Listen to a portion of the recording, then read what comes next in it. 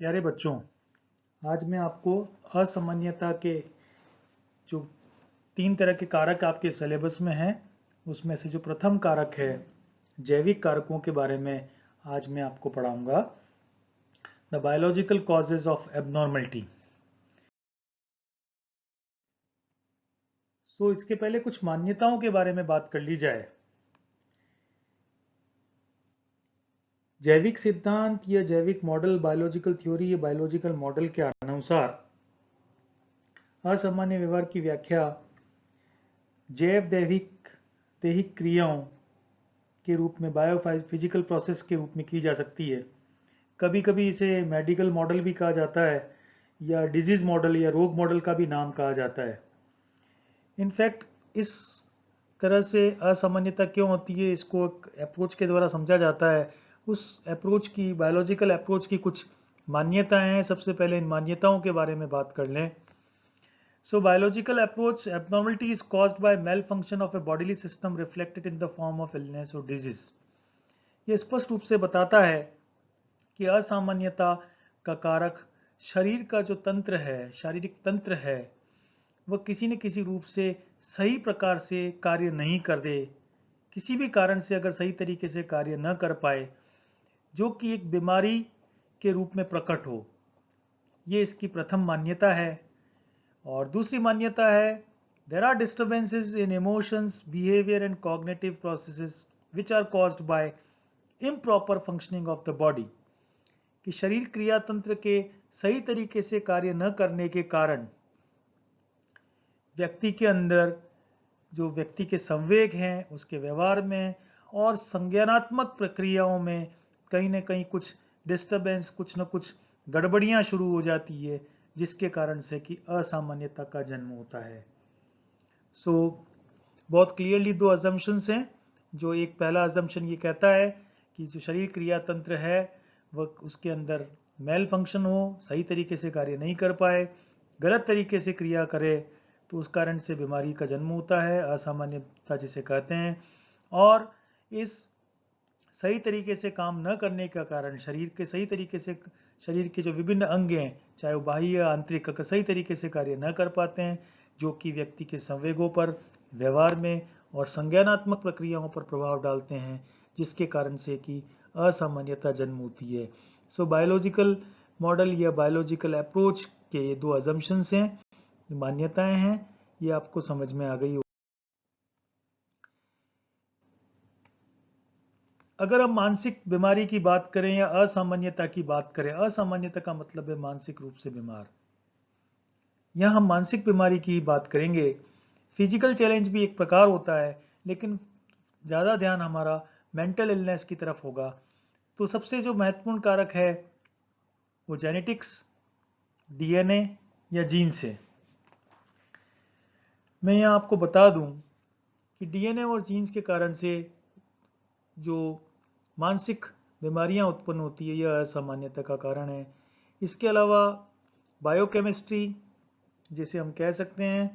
फिर तीसरा कारण है ब्रेन डैमेज, चौथा infections and last is the body constitution.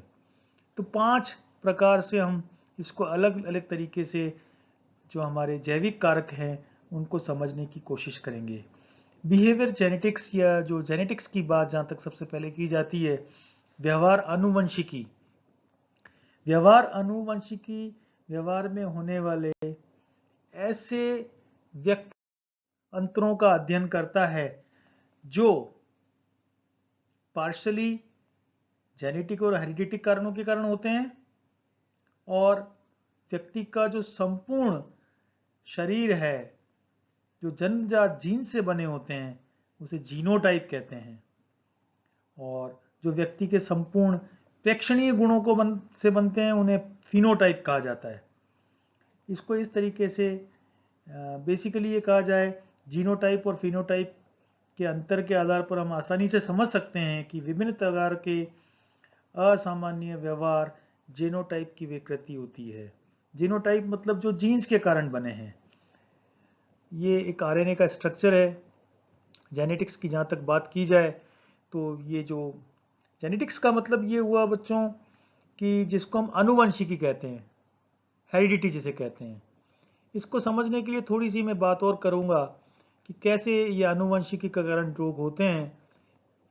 तो मैं बहुत सबसे पहले एक बात करना चाहता हूं कि कैसे जेनेटिक्स के कारण यह आनुवंशिकी से जो असामान्यता है वो पेरेंट्स से अपने चाइल्ड में जाती है। आप सभी को मालूम ही है कि मनुष्य की हर कोशिका, मनुष्य के शरीर में जितनी कोशिकाएं हैं, हर कोशिका के अंदर 23 युग्म होते हैं क्रोमोसोम्स के। और जो ये 23 युग्म होते हैं उसमें से एक एक जो क्रोमोसोम है, एक क्रोमोसोम फादर से, एक क्रोमोसोम मदर से, इस तरह से 23 युग्म बनते हैं, 23 पेयर्स ऑफ क्रोमोसोम्स बनते हैं। और ये क्रोमोसोम्स का जो निर्माण है वो डीएनए और प्रोटीन से होता है। और डीएनए को हम एक आनुवंशिक पदार्थ कह सकते हैं जो किसी भी प्राणी में जीन्स के रूप में एक प्राणी से दूसरे प्राणी के अंदर प्रवेश करता है। So it is very clear that every cell in the human body contains 23 pairs of chromosomes, one set of the pair from father and one set from the mother. And of course the chromosomes are composed of DNA and proteins, and DNA is the genetic material of any organism in the form of genes. तो DNA है, यही आनुवंशिकता का कारण बनता है। ये एक शरीर से दूसरे शरीर के अंदर प्रवेश करते हैं। ये जितने जीन्स हैं ये सभी प्रोटीन से बने होते हैं। आरएनए के उपयोग करके बॉडी में प्रोटीन से जीन्स हैं जो कि जिसका कार्य होता है कि विकास करे, वृद्धि करे और दूसरे अन्य सभी प्रकार के जो शरीर की क्रियाविधि हैं उसमें ये जीन से बड़े इंपॉर्टेंट रोल प्ले करते हैं। The genes make all the proteins, these genes make all the proteins, ये जीन से सभी प्रोटीन, सभी तरह के प्रोटीन्स का निर्माण करते हैं with the help of using the RNA in the body, which promote development and growth and carry out all body functions. लेकिन ये बात यहाँ समझने की जरूरत है कि यदि एक या एक से अधिक जीन या क्रोमोसोम म्यूटेट हो जाता है, मतलब ये हुआ कि जो पेयर्स बन रहे हैं उन पेयर्स में से एक कहीं मिस हो गया या कहीं एक एक्स्ट्रा क्रोमोसोम जुड़ गया, उसके कारण से प्रोटीन्स का जो सिंथेसिस होना चाहिए, जो विश्लेषण होना चाहिए प्रोटीन का, वो सही तरीके से या सही तरीके से नहीं हो पाता, या यूँ कह सकते हैं कि गलत तरीके से होता है। और जैसे ये प्रोटीन का जो सिंथेसिस है, विश्लेषण है, अगर ये सही नहीं होता तो ये जो गलत प्रकार से जुड़े हुए क्रोमोसोम्स हैं ये पेरेंट्स से अपने ऑफ स्प्रिंग्स यानी बच्चों में प्रवेश कर सकते हैं। So it should be very clearly understand that when one or more of these genes or chromosomes are mutated का मतलब होता है either missing, either having one extra genes और chromosome अगर एक ज्यादा हो गया, resulting into the inappropriate or incorrect synthesis of the proteins, and mutations can be passed from a parent to offspring and spontaneous also. सो बहुत clarified बात हुई बच्चों कि ये जो मैंने आपको शुरू में बात कही थी कि जो जीनोटाइप की जो प्रकृति है, ये जीनोटाइप विकृति के रूप में एक शरीर से दूसरे शरीर में प्रवेश करता है। थोड़ी सी बात करेंगे इस बारे में कि कुछ जेनेटिक मॉडल्स के कुछ एग्जाम्पल्स, ये पहले बात बताऊंगा कि जेनेटिक मॉडल बताता क्या है हमें। जेनेटिक मॉडल बेसिकली ये बताता है, आनुवंशिकी जो हमारा मॉडल है, आनुवंशिक कारक है, उसमें मुख्य कारक ये बताता है कि जो ये मनोदैहिक विकार है, मनोविकार है, ये आनुवंशिकता लिए होते हैं। Genetic models of mental disorder suggest that psychopathology is inheritable. Evidence for family transmission of many psychological disorders are very much prevalent. ये कहना चाहिए कि मानसिक रोगों का कारण आनुवंशिकी है और बहुत सारे मनोवैज्ञानिक विकार इस प्रकार से हैं, मनोवैज्ञानिक रोग इस प्रकार से हैं जिसमें इस प्रकार के परिणाम प्राप्त हुए हैं विभिन्न शोधों के द्वारा कि जो मनोवैज्ञानिक विकारों का कारण एक परिवार से दूसरे परिवार के अंदर ट्रांसमिशन हो जाना, परिवार का अर्थ यहाँ पर हुआ मदर फादर से अपने बच्चों में ट्रांसमिट हो जाना। यहाँ इस बात को प्रूव करने के लिए एक बड़ा अच्छा सी एक स्टडी है, बहुत सारे लोगों ने स्टडी की और स्टडी करके कुछ रिजल्ट्स को जनरेट किया। वो रिजल्ट्स बताते हैं कि जो युग्म होते हैं, ट्विंस होते हैं, ट्विंस मतलब दो जुड़वा जिसे कहते हैं, ये दो तरह के होते हैं, मोनोजाइगोटिक और डायोजाइगोटिक। तो यहाँ पे बता दूं, मोनोजाइगोटिक ट्विंस का दूसरा नाम है आइडेंटिकल्स और डायोजाइगोटिक का नाम है फ्रेटर्नल ट्विंस। तो इसकी एक स्टडी की गई और अधिकतर स्टडी में पाया गया कि जो आइडेंटिकल ट्विंस होते हैं उसमें मानसिक रोगों की संभावनाएं बहुत ज़्यादा होती है। क्यों? क्योंकि आइडेंटिकल ट्विंस में आइडेंटिकल जेनेटिक मटेरियल होता है, मतलब बिल्कुल वैसा के वैसा ही जो आनुवंशिक जो सामग्री है वो पेरेंट्स से बच्चों के अंदर जाती है। इसलिए आइडेंटिकल ट्विंस है उनके अंदर जो एकाकी जुड़वा बच्चे हैं उनकी और भ्रांतीय जुड़वा बच्चे हैं, उन दोनों की तुलना की गई तो पाया गया है कि एकाकी जो जुड़वा बच्चे हैं उनके अंदर मानसिक बीमारियों के चांसेस अधिक होते हैं। और यहाँ मैं बता दूं कि ऐसा 100% नहीं होता कि सभी आइडेंटिकल ट्विंस जो होने वाले हैं उनकी जो जेनेटिक्स से जो ट्रांसमिशन हो रहा है बीमारियों का वो 100% होता है, ऐसा नहीं है। The risk of transmission through genetics is 50%। Example के लिए मैं कुछ बात बताना चाहता हूँ आपको कि मेरी कही हुई बात को कि आनुवंशिकी के कारण होता है। एक बीमारी होती है जिसको ट्राइसोमी 21 या डाउन सिंड्रोम कहते हैं। मेंटल रिटार्डेशन का चैप्टर पढ़ेंगे तो आप लोगों को क्लियर होगा। ये एक सिंड्रोम है, इसके अंदर एक क्रोमोसोम एक्स्ट्रा 21वें पेयर के अंदर जुड़ जाता है। अब देखिए, समझिए इस बात को, 23 पेयर्स हैं, हर में पेयर्स का मतलब युग्म है, एक क्रोमोसोम फादर से और एक मदर से। और यहाँ ये हुआ कि ट्राइसोमी 21 या डाउन सिंड्रोम के अंदर एक क्रोमोसोम की अतिरिक्त जुड़ाव हो गया 21st पेयर के अंदर। इस कारण से डाउन सिंड्रोम की एक बीमारी जो मेंटल रिटार्डेशन का एक क्लिनिकल टाइप है, इस तरह की बीमारी देखी गई है। इसी की तरीके से अगर ट्राइसोमी 13 की बात की जाए तो ट्राइसोमी 13 में ऐसा होता है तो 13th पेयर है उसके अंदर एक क्रोमोसोम जुड़ जाता है, एक्स्ट्रा हो जाता है, जिसके कारण से कि ब्रेन संबंधी, मस्तिष्क संबंधी विकार उत्पन्न हो जाते हैं, ब्रेन एब्नॉर्मलिटीज होती है। इसी प्रकार से अगर 18th पेयर के अंदर एक एक्स्ट्रा जुड़ जाता है तो कार्डियोवास्कुलर डिजीज या हृदय वाहिनी संबंधी रोग दृष्टिगत होते हैं।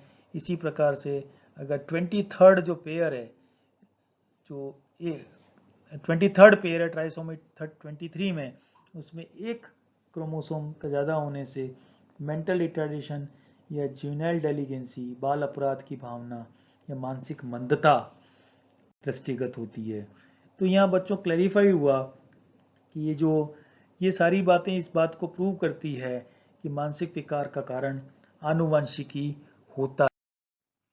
मैं थोड़ी सी एक दूसरी बात और करना चाहता हूँ न्यूरॉन के आधार पर भी, कि न्यूरॉन्स क्या होते हैं, इसके बारे में आप लोगों ने फर्स्ट ईयर में पढ़ा था, फिर भी थोड़ा सा मैं आपको रिवाइज कराना चाहता हूँ कि देखिए, न्यूरॉन्स की जहाँ तक बात की जाए कि हमारे तंत्रिका तंत्र की सबसे छोटी इकाई न्यूरॉन होता है, और न्यूरॉन का काम है कि जो तंत्रिका आवेग है उसको एक स्थान से दूसरे स्थान पर ले जाना।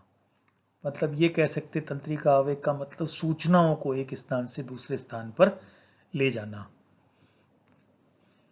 Neuron is the smallest unit of our nervous system. The function of the neuron is to transmit nerve impulse. ये पार्ट्स ऑफ न्यूरॉन और उसके साथ में उसके कार्य भी दर्शाए गए हैं। यहाँ मैं कुछ बातें, कुछ पार्ट्स की इंपॉर्टेंस को वापस रिवाइज कराना चाहता हूँ। ये जो एरिया है जिसको, ये पूरा जो पार्ट है ये न्यूरॉन है, ओके। इस न्यूरॉन की आकृति को अगर आप देखें तो इसके सेंट्रल पार्ट में न्यूक्लियस होता है, केंद्र होता है, केंद्रीय जिसे न्यूक्लियस कहा जाता है, केंद्र कहा जाता है। ये इसका कार्य है, ये ये पूरे न्यूरॉन पर नियंत्रण रखने का कार्य करता है। अब मैं आपको बता दूं कि ये जो एरिया हैं इसको हम एक्सॉन्स कहते हैं, जो थोड़े से फैले हुए हैं, दीज आर एक्सॉन्स। और ये एक एक्सॉन लंबा हो गया लास्ट तक, ओके, और इसके ऊपर एक माइलिन शीट होती है। एक्सॉन का क्या काम होता है? एक्सॉन का काम होता है कि यह जो सिग्नल्स मिल रहे हैं उसको एक कोशिका से दूसरी कोशिका में या शरीर के किसी अंग पर पहुंचाना। और ये सिग्नल होते हैं, ये इलेक्ट्रोकेमिकल नेचर के होते हैं। जो तंत्रिका आवेग की बात करी, जो सूचना की बात करी, इसकी जो प्रकृति कैसी होती है? वैद्युत रसायन संबंधी, इलेक्ट्रोकेमिकल तरह की प्रकृति होती है। और ये जो माइलिन शीथ है, माइलिन शीथ क्या होता है? ये इसकी जो भी हमें सिग्नल या जो सूचना हमें प्राप्त हो रही है उसकी स्पीड को एकदम बढ़ा देता है, क्योंकि इसलिए माइलिन शीथ का कि यहाँ आया और जल्दी से सूचना वहां पहुंच गई। और ये जो एक एक्सॉन है हमारा एक्सटेंडेड है, इसको एक टर्मिनल एक्सॉन कहते हैं, कि ये लास्ट में बढ़ गया। और ये जो बिल्कुल शाखानुमी आकृतियां हैं इसको डेंड्राइट्स कहते हैं। ये दूसरी कोशिकाओं से जो सूचना मिल रही है, जो सिग्नल्स मिल रहे हैं, उनको रिसीव करने का काम करती है। और ये जो पूरी सेल बॉडी है, ये पूरी इस सेल बॉडी का कार्य होता है कि इस पूरी कोशिका को कार्य में रखना, मतलब ये सारी कोशिका पर नियंत्रण करता है और इस कोशिका को कार्य करने के लिए प्रेरित करता रहता है। और ये सेल मेम्ब्रेन है, ये सेल मेम्ब्रेन का काम है कि यह पूरी कोशिका की रक्षा करने का काम करता है। एक्सॉन हिलॉक है, इसका काम है कि ये जो नर्व इम्पल्स है ये इस न्यूरॉन के अंदर इम्पल्स को प्रोड्यूस करना, मतलब ये कहना चाहिए कि आवेग को उत्पन्न करना। नोड ऑफ रेनिवर है, रेनवेयर, नोड ऑफ रेनवायर है, ये करता है। जो आयंस होते हैं, मैंने बताया आपको इसके अंदर इसका इलेक्ट्रोकेमिकल नेचर होता है। और मैंने आपको फर्स्ट ईयर की क्लास में भी पढ़ाया था कि ये जो केमिकल परमिएबिलिटी के आधार पर सोडियम पोटेशियम आयंस होते हैं, वो केमिकल परमिएबिलिटी चेंज होती है और इस तरीके से धक्का देने का काम करते हैं सूचना को एक दूसरे स्थान पर पहुंचाने का। तो देखिए, इसको समझने के लिए थोड़ा सा और बात करें कि कोई सूचना यहाँ से यहाँ तक पहुंची। ये जो साइवन सेल है ये माइलिन शीथ को प्रोड्यूस करती है, यहाँ से पहुंची, माइलिन शीथ ने इसकी स्पीड बढ़ा दी, जल्दी पहुंच गया। अब ये स्थिति यहाँ ऐसी आ गई कि जैसे किसी घर में एक मेहमान आ गया, तो जल्दी से यहाँ इलेक्ट्रोकेमिकल चेंज होंगे और जल्दी से सूचना को बाहर भेजा जाएगा, किसी भी रास्ते से बाहर भेजा जा सकता है। तो जहाँ पहले केमिकल परमिएबिलिटी चेंज होती है और उसके बाद ये सूचना एक सेल से और ये वापस न्यूरॉन दूसरे न्यूरॉन से जुड़ जाती है और उसके बाद ये सूचना सिनेप्स जंक्शन जिसे बोलते हैं उसके द्वारा एक स्थान से दूसरे स्थान पर पहुंच जाता है। तो मैं यहाँ न्यूरॉन की बात कर रहा था कि बायोलॉजिकल थ्योरी है हमारी, जो जैविक सिद्धांत है, ये इस बात को भी प्रदर्शित करता है कि न्यूरॉन के कारण भी डिसऑर्डर्स होते हैं। क्या क्या? कि अगर न्यूरॉन के अंदर संरचनात्मक परिवर्तन हो जाए, इसकी संरचना चेंज हो जाए, तो वो भी असामान्यता को जन्म देती है। Any structural change in the neuron can cause abnormality. और अगर कोई सूचना पहुंच रही है या जा रही है या आ रही है और जो सिनेप्स, जो एक जंक्शन बनता है, आगे की स्लाइड में मैं आपको बताऊंगा कि दो नर्व सेल्स के बीच में एक जंक्शन बनता है, उसके अंदर थोड़ा सा भी गैप हो गया, वह भी असामान्य व्यवहार को प्रदर्शित करता है, जो कि संवेगिक और ये कहना चाहिए संज्ञानात्मक परिवर्तनों के द्वारा दृष्टिगत होता है। So male functioning in the process of message sending और receiving and synapse minute gap between two nerve cells can cause abnormal behavior reflecting in emotional and cognitive changes. Biochemistry दूसरा रीजन है जिसमें ये मैंने आपको जो बात करी थी कि ये साइनेप्टिक जंक्शंस हैं, इसके अंदर थोड़ा सा भी गैप बढ़ जाता है तो भी इस गैप के कारण भी असामान्यता जन्म होती है। बायोकेमिस्ट्री के अंदर एक बहुत बड़ा इंपॉर्टेंट रोल जिसको हम न्यूरोट्रांसमीटर कहते हैं, वो न्यूरोट्रांसमीटर का है। ये न्यूरोट्रांसमीटर क्या होते हैं, ये इसके बारे में थोड़ी सी बात करूंगा कि a chemical act as a messenger that carries boost in modulate signals between neurons and other cells in the body। एक ऐसा केमिकल होता है जो सूचना को लाने का, ले जाने का, सूचना की इंटेंसिटी को बढ़ाने का, सिग्नल्स को मॉड्यूलेट करने का काम करता है। वो सिग्नल जो एक न्यूरॉन से दूसरे न्यूरॉन के अंदर जा रहे हैं या एक न्यूरॉन से दूसरे सेल के अंदर जा रहे हैं, किसी कोशिका के अंदर जा रहे हैं या बॉडी के अंदर किसी भी सेल के अंदर, इस प्रकार की कोई एक सूचना एक स्थान से दूसरे स्थान पर जा रही है और वो किसी न किसी नर्व इम्पल्स के फॉर्म में जाती है। उन सिग्नल्स को मॉड्यूलेट करने का काम, मतलब बढ़ाने का काम, ले जाने का काम, लाने का काम, ये सारा काम एक केमिकल जो करता है, उस केमिकल का नाम न्यूरोट्रांसमीटर होता है। ये केमिकल मैसेजेस को मस्तिष्क से बॉडी के पार्ट्स में ले जाता है या बॉडी के पार्ट से मस्तिष्क में ले जा सकता है। दोनों ही तरीके हैं, एफरेंट एंड इफरेंट न्यूरॉन्स, दो तरह के न्यूरॉन्स आपने फर्स्ट ईयर में भी पढ़े थे। और ये काम ये होता है, it carry messages from brain to body parts and also from body parts to brain through our nervous system, हमारे तंत्रिका तंत्र के द्वारा। ये जो सिग्नल्स है, ये जो सूचनाएं हैं जो एक स्थान से दूसरे स्थान पर जा रही है, इसकी जो प्रकृति होती है वो इलेक्ट्रिकल और केमिकल होती है। और ये जो सिग्नल्स है वो कहाँ से कहाँ जाते हैं, एक न्यूरॉन से दूसरे न्यूरॉन में या एक न्यूरॉन से किसी दूसरी कोशिका के अंदर जाते हैं। तो न्यूरोट्रांसमीटर्स अगर अधिकता हो जाए या कमी हो जाए तो भी असामान्यता को व्यक्ति असामान्य हो सकता है।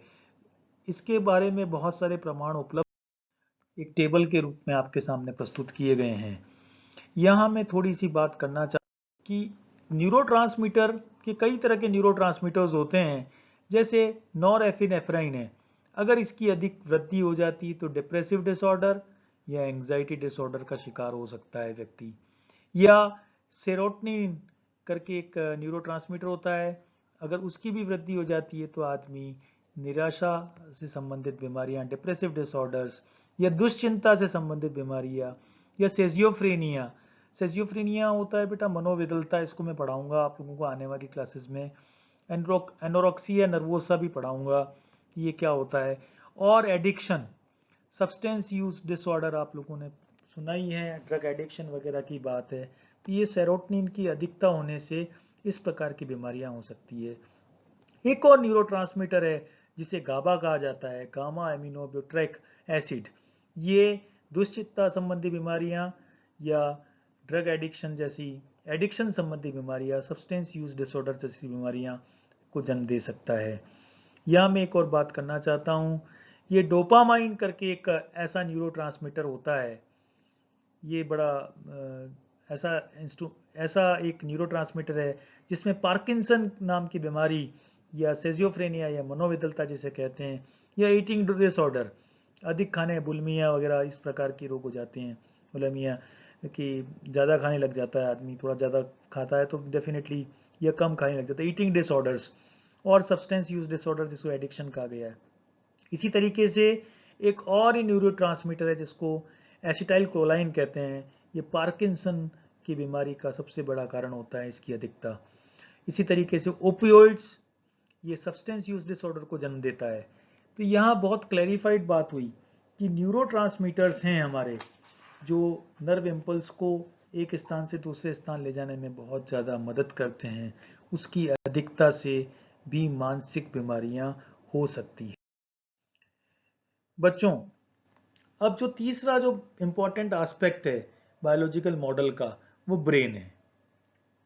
ओके, ब्रेन तो बच्चों, अगर ब्रेन के अलग अलग पोर्शंस होते हैं, जैसे फर्स्ट ईयर की क्लास में मैंने आप लोगों को पढ़ाया था कि ब्रेन के बहुत अलग अलग चैम्बर्स बने होते हैं, हर चैम्बर किसी न किसी बात के लिए रिस्पॉन्सिबल होता है।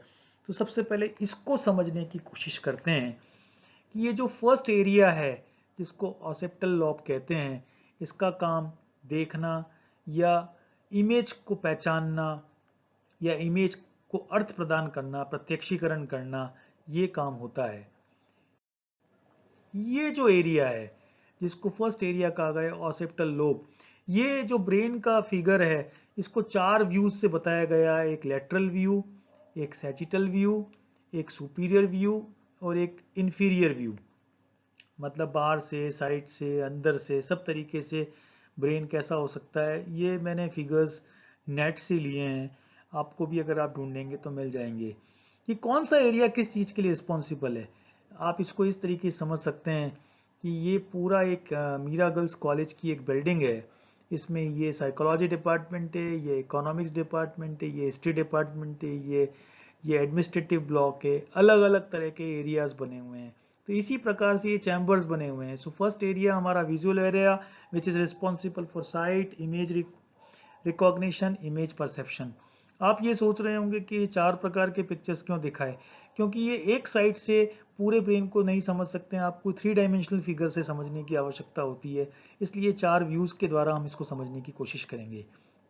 दूसरा area which is known as the temporal lobe which is termed as an association area. Association area का मतलब काम ये होता है कि हमारी जो लघुकालीन स्मृति है यह हमारा को एक बैलेंस बनाने में या हमारे संवेगों को नियंत्रित करने में ये एरिया बड़ा इंपॉर्टेंट है। संवेगों का प्रदर्शन करने में, संवेगों का नियंत्रण करने में ये एरिया हमारा जो सेकंड एरिया टेम्पोरल लोब है, it's very important. Then this yellow colour that is of third area which is a motor function area.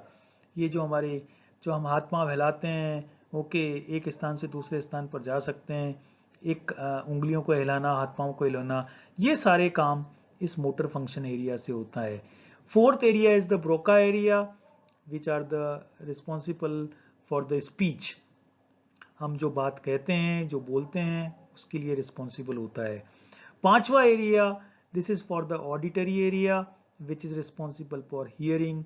इसी प्रकार से छठा एरिया, ये छठा मैंने आपको सैजिटल व्यू में बताने की कोशिश की है, क्योंकि छठा एरिया इस व्यू से नजर नहीं आएगा, इस कारण से छठा एरिया मैंने आपको सैजिटल व्यू में बता रहा हूँ।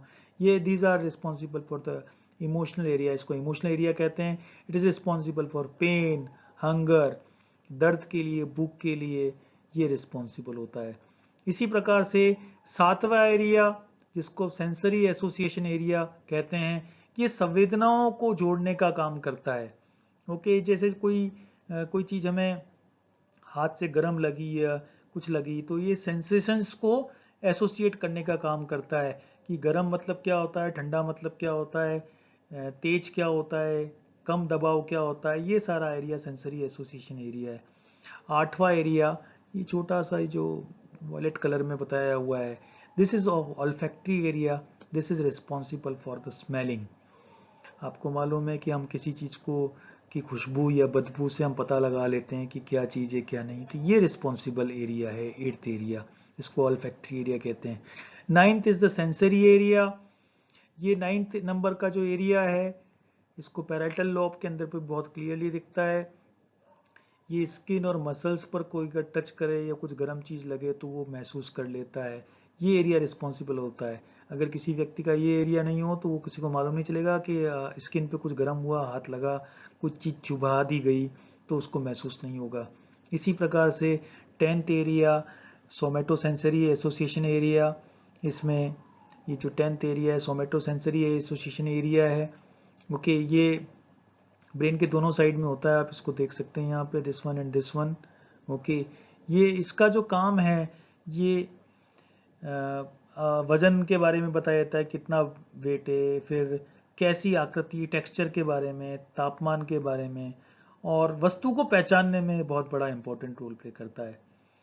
फिर 11th नंबर का जो एरिया है which is known as a वर्डिक एरिया, ये क्या है, जो हम लिखी हुई भाषा को समझते हैं, बोलते हैं, स्पोकन और रिटन लैंग्वेज कॉम्प्रिहेंशन, कोई भाषण वाषण या कोई ऐसे वैसे समझने का काम है, ये 11th नंबर का एरिया करता है। 12वां नंबर का जो एरिया है which is termed as a, दोनों ब्रेन के दोनों साइड में होता है 12वें नंबर का area, this is motor functional area which is responsible for eye movement and orientation, ये 12वें नंबर का area. And third area which is of higher mental functions. Higher mental functions में बच्चों बहुत सारी चीजें आती है, जो उच्च प्रकार की मानसिक क्रियाएं हैं, जिसमें कंसंट्रेट करना, नया प्लान बनाना, जिसको हम इंटेलिजेंटली कह सकते हैं, क्रिएटिव तरीके से कोई नया कार्य कर लेना, इनहिबिशंस करना। तो ये जो एरिया है हायर मेंटल फंक्शंस एरिया, उच्च शिक्षा में ऐसा माना जाता है कि ये जो हायर मेंटल जो फंक्शन एरिया है ये बड़ा स्ट्रांगली वर्क करे. So it is responsible for concentration, planning, judgment, emotional expression, creativity and other things. And functional area of the cerebellum, which is termed as a 14th number area, which is responsible for the motor functions. So it is very clarified that all the 14 areas are responsible. 14 area हैं वो सारे किसी न किसी कार्य करने के लिए बहुत आवश्यक रूप से रोल प्ले करते हैं. ये मैंने ब्रेन आपको इसलिए बताया बच्चों कि ये बहुत क्लैरिफाई करता है कि ब्रेन के किसी एरिया में अगर किसी तरह की कुछ डिफेक्ट हो जाए, कुछ तकलीफ हो जाए, कुछ रोग चोट लग जाए, तो वो किसी न किसी पर प्रभाव डालेगा, उस शरीर की क्रिया पर प्रभाव डालेगा, हमारी वो असामान्यता को जन्म देता है. इसीलिए इस ब्रेन को मैंने आपको क्लैरिफाई करने की कोशिश की है. अगर ब्रेन के अंदर डैमेज हो जाए, ये कहना चाहिए मस्तिष्क के अंदर क्षति हो जाए, तो क्षति कई तरीके से हो सकती है. ब्रेन इंजरी, कहीं आप गिर गए, चोट लग गई, ओके, ये ब्लंट ट्रामा हो जाता है जिसको कहते हैं चोट लग जाते हैं, जिसके कारण ब्रेन के अंदर जो टिश्यूज होते हैं, ग्रुप ऑफ सेल्स हैं, वो न्यूरॉन्स, नर्व्स वगैरह जो कुछ है वो हट जाती है, कट जाती है, टूट जाती है, बिखर जाती है, जिसके कारण से व्यक्ति का मेमोरी लॉस हो सकता है, बोलने में दिक्कत हो सकती है, पैरालिसिस हो सकता है, एकाग्रता संबंधी कुछ कठिनाइयां हो सकती है, भ्रम की स्थितियां उत्पन्न हो जाती है और डिस्टोर्टेड थिंकिंग मतलब विकृत प्रकार की सोच शुरू हो जाती है. So brain injury is caused by blunt trauma. Trauma can damage brain tissues, neurons and nerves. For an example, memory loss, speech difficulty, paralysis, concentration problem, illusions, distorted thinking, etc. are caused by brain injuries. Brain tumours की बात की जाए, जैसे tumours का मतलब होता है बेटा गांठ हो जाना या थक्का जम जाना, ओके, या कैंसर वाली भी हो सकती है, बिना कैंसर वाली भी हो सकती है. अगर ब्रेन के अंदर जो ब्लड फ्लो है उस ब्लड फ्लो रुक जाए तो व्यक्तित्व में भी परिवर्तन हो जाता है. न्यूरो डिजेनरेटिव डिजीज हैं, कुछ न्यूरॉन्स के कारण होती है. ब्रेन के अंदर जो न्यूरॉन्स होते हैं, ये कई संख्या में न्यूरॉन्स ब्रेन के अंदर होते हैं. अगर इसके अंदर भी डिजनरेशन हो जाए, कुछ कमी हो जाए, तो भी ये असामान्यता को जन्म दे सकते हैं. कुछ बीमारियों के नाम है बेटा, डेमनीशिया, पार्किंसन, अल्जाइमर, बिजारे थिंकिंग मतलब उटपटांग सोचना, मेमोरीज का लॉस हो जाना, कंफ्यूजन हो जाना, ये करूं वो करूं, इस प्रकार की ये न्यूरो डिजेनरेटिव डिजीज होती है. इस प्रकार की बीमारियां जनरली ओल्ड एज में देखी जाती है. उसका रीजन होता है कि जो न्यूरॉन्स है वो कम हो जाते हैं ब्रेन के अंदर, इसलिए इस प्रकार की समस्याएं एक उम्र के बाद लोगों को देखने को मिलती है. कॉन्सिक्वेंसेस ऑफ ब्रेन डैमेज, अगर ब्रेन के अंदर कोई खराब हो जाए, डिसफंक्शन हो जाए, तो वो दुश्चिंता को, भूलने संबंधी बीमारियों को, व्यक्ति का मूड वगैरह भी चेंज हो जाता है. So consequences of brain damage includes anxiety, dementia, mood changes etcetera. इसके अलावा भी इंटॉक्सिकेशन मतलब कोई इस प्रकार की कुछ जो ड्रग्स को ले रहा है, इस प्रकार की दवाइयाँ ले रहा है, सेडेटिव्स जिसको कहते हैं, जिससे शांति मिलती, नींद आ जाती है, इस प्रकार की बीमारियाँ कंटिन्यूशन में लेता रहता है, उसके भी ब्रेन डैमेज होती है.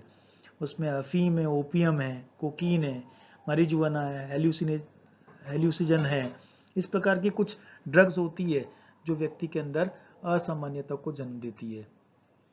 इसी के अलावा एक और बात है, स्ट्रेस के कारण भी, तनाव के कारण, प्रतिबल के कारण भी एक स्पेशल बीमारी होती है जिसको मैं आगे डिटेल में पढ़ाऊंगा. जनरल एडेप्टेशन सिंड्रोम जिसे कहते हैं, GAD या GAS कहते हैं, ये हाइपोथैलेमस के एक्टिव होने से हो जाता है. अगर हाइपोथैलेमस ब्रेन का एक पार्ट है, बहुत ज़्यादा एक्टिवेट हो जाता है, तो जनरल एडेप्टेशन सिंड्रोम हो सकता है व्यक्ति के अंदर. देखिए, ये सारी ब्रेन की, न्यूरॉन की सारी और हेरिडिटी के कारण बता दिए गए. इसके अलावा भी कुछ कारण है जिसको हम हार्मोनल इम्बैलेंस कहते हैं. हार्मोनों के अंदर अगर इम्बैलेंस हो जाए, कुछ कमी हो जाए या कुछ अधिकता हो जाए, तो भी व्यक्ति के अंदर असामान्यता हो जाती है. सबसे पहले एक एग्जाम्पल के साथ बात करना चाहता हूँ। आपने अंतःस्रावी ग्रंथियां या डक्टलेस ग्लैंड्स के बारे में, एंडोक्राइन ग्लैंड्स के बारे में पढ़ा है। तरह तरह के एंडोक्राइन ग्लैंड्स होती हैं और तरह तरह के हार्मोन्स स्रावित करती है। उन हार्मोन्स का काम, अलग अलग हार्मोन का अलग अलग काम होता है, अलग अलग ग्रंथि का अलग अलग कार्य होता है। अगर एक जो पीयूष ग्रंथि, जिसको मास्टर ग्लैंड भी कहते हैं, अगर उसके अंदर जो एक हार्मोन स्रावित होता है जिसका नाम है मेलाटोनिन, अगर उसकी अधिकता हो जाए तो ये एक मेजर डिप्रेसिव डिसऑर्डर का एक टाइप होता है, सीजनल अफेक्टिव डिसऑर्डर। इस प्रकार की एक मुख्य रूप से निराशा की एक बीमारी होती है, निराशाजनक स्थितियों को ये कहना चाहिए एक डिसऑर्डर्स होता है। मैनिक डिप्रेसिव अवसाद की बीमारी होती है, डिप्रेशन को अवसाद कहते हैं टेक्निकल टर्म्स में। अगर ये मेलाटोनिन ज़्यादा अगर स्रावित हो जाए तो इस प्रकार की बीमारी हो सकती है। इसके अलावा थायराइड के अंदर अगर हाइपोथायरॉयडिज्म है, मतलब थायराइड की कमी हो जाए, तो भी व्यक्ति के अंदर अवसाद की कुछ सिम्टम्स को देखा जा सकता है। Hypothyroidism can produce symptoms of depression. एक और बड़ी इंपॉर्टेंट बात बताना चाहता हूँ, 3 ग्रंथियां इस प्रकार की है, हाइपोथैलेमस, पिट्यूटरी और एड्रिनल ग्लैंड। 3 प्रकार की ग्रंथियां ऐसी है जो एक एचपीए एक्सिस का निर्माण करती है। इस एचपीए एक्सिस की सही क्रियाविधि नहीं होने के कारण ये निराशा, दुश्चिंता और तनाव को जन्म देती है। Malfunction of HPA axis, which include hypothalamic, pituitary, adrenal, cortical axis, leads to depression, anxiety and post-traumatic stress disorder. Post-traumatic stress disorder का मतलब होता है कोई ऐसी घटना हो जाए उसके बाद व्यक्ति तनाव में आ जाता है। जैसे एग्जाम्पल के लिए कोई एक्सीडेंट हो गया और अचानक देख लिया आपने उस एक्सीडेंट को, या फैमिली में से किसी की डेथ हो गई फैमिली मेंबर में से, तो हम पोस्ट ट्रॉमेटिक स्ट्रेस डिसऑर्डर के होते हैं। इसका मुख्य कारण ये है कि जो एचपीए एक्सिस है वो, उसकी जो क्रियाविधि है वो सही तरीके से नहीं क्रियाविधि होती है। होता क्या है बच्चों, हाइपोथैलेमस के अंदर एक सीआरएफ होता है। हाइपोथैलेमस के पार्ट के अंदर एक सीआरएफ होता है जिसको हम कॉर्टिकोट्रोपिन रिलीजिंग फैक्टर कहते हैं। ये स्टिमुलेट करता है पीयूष ग्रंथि को, anterior part of the Piyush ग्रंथि जो पिट्यूटरी ग्लैंड है, टू रिलीज एक चीज को, एक नया हार्मोन को जन्म देता है जिसको एडिनोकॉर्टिकोट्रोपिक हार्मोन कहते हैं, एसीटीएच, और जिसके कारण से कॉर्टिसोल करके एक स्टिमुलेशन होता है। कॉर्टिसोल एक हार्मोन का स्त्रवण होता है, उस हार्मोन के कारण ये कॉर्टिसोल बेसिकली एड्रिनल ग्लैंड के अंदर स्रावित होता है, लेकिन इसका रीजन क्या बनता है, हाइपोथैलेमस, पिट्यूटरी ग्लैंड। तभी तो ये एचपीए एक्सिस कहा गया है, hypothalamic, pituitary, adrenal, cortical. Okay, एक कॉर्टिकल तो कॉर्टिसोल के लिए कहा गया है। ये कॉर्टिसोल हार्मोन स्रावित होता है जो व्यक्ति के अधिगम पर, सीखने पर और स्मृति पर प्रभाव डालता है, और साथ ही यह निराशा या अवसाद की होने की स्थितियों को भी जन्म देता है। इस पूरे पार्ट को पढ़ने से क्लैरिफाइड हुआ कि हमारी जो शरीर की ग्रंथियां हैं जो हार्मोन का स्रवण करती है, उसमें अधिकता या कमी होने से भी असामान्यता को कहा जा सकता है, और ये बायोलॉजिकल कॉज का एक बहुत बड़ा कॉज बनता है एबनॉर्मलिटी। बच्चों, मैं यहाँ इन्फेक्शंस की बात करूंगा। कुछ जो इस प्रकार के इन्फेक्शंस अगर हो जाए, वो इन्फेक्शंस भी, वो अगर ब्रेन के अंदर इन्फेक्शंस हो जाए, देखो शरीर के अंदर इन्फेक्शंस होते हैं तो पेट दर्द वगैरह इस तरह की बीमारियां हो जाती है, लेकिन अगर ब्रेन के अंदर इन्फेक्शंस हो जाए तो भी असामान्यता का जन्म हो सकता है। इन्फेक्शंस के कारण ब्रेन डैमेज भी हो सकता है और मानसिक बीमारी को जन्म देता है। इसके अलावा ये बताना चाहता हूँ, infection can cause brain damage and lead to the development of mental illness. Example के लिए, कॉन्ट्रैक्टिक strep infection can lead to develop OCD, obsessive compulsive disorder and tic order in children. मैं यहाँ बताना चाहता हूँ कि ब्रेन के अंदर एक इन्फेक्शन हो गया जिससे एक बीमारी होती है, एंजाइटी न्यूरोसिस का एक टाइप है, ऑब्सेसिव कंपल्सिव न्यूरोसिस या ऑब्सेसिव कंपल्सिव डिसऑर्डर, जिसे ओसीडी कहा जाता है।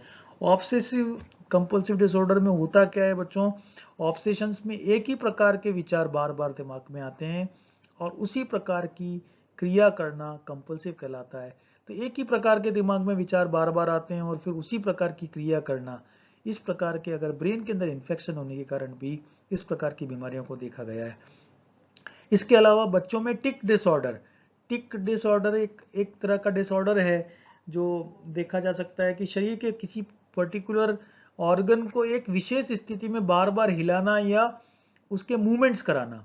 फॉर एन एग्जाम्पल मैं बता दूं कि पर्टिकुलर कोई एक आदमी है, व्यक्ति है, वो अपनी गर्दन को एक हिसाब से हिलाता रहता है बार बार, या अपने हाथ को इस तरीके से झटकता रहता है, या अपनी उंगली को इस तरीके से हिलाता रहता है, उसको हम टिक ऑर्डर कहते हैं। मूलभूत बात यह नजर आती है कि infection can cause brain damage and which lead to the development of mental illness. Judgement loss, mood changes, ये भी सारे इन्फेक्शंस के कारण देखे गए।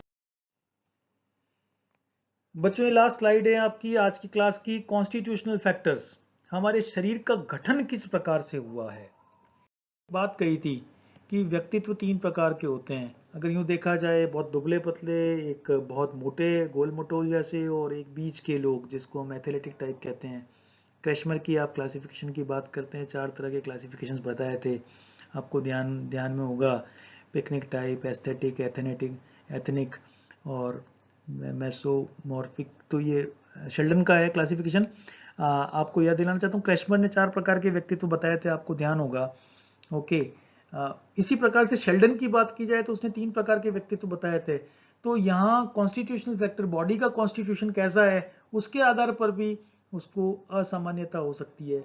जैसे एंडोमॉर्फिक जो लोग हैं उसमें मैनिक डिप्रेसिव साइकोसिस होने की संभावना बहुत ज़्यादा है। उत्साह विषाद प्रकार की एक बीमारी होती है जिसको मैं आगे की क्लास में पढ़ाऊंगा।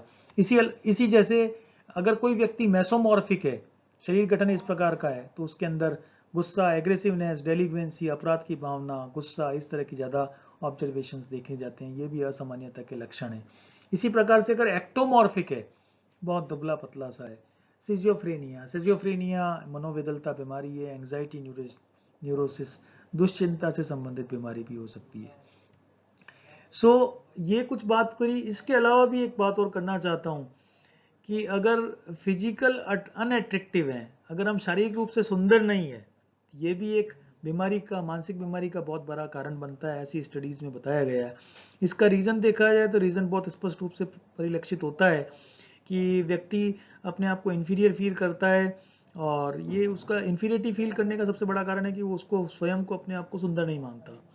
तो ये भी एक कॉन्स्टिट्यूशनल फैक्टर है कि शरीर के कॉन्स्टिट्यूशन के अलावा फिजिकल अट्रैक्टिवनेस अगर कमी है तो वो भी मेंटल इलनेस को जन्म देती है, क्योंकि फीलिंग ऑफ इन्फीरियरिटी होने से व्यक्ति समस्याओं के साथ अपने आप का समायोजन नहीं करा पाता और इस प्रकार की असामान्यता को जन्म देता है।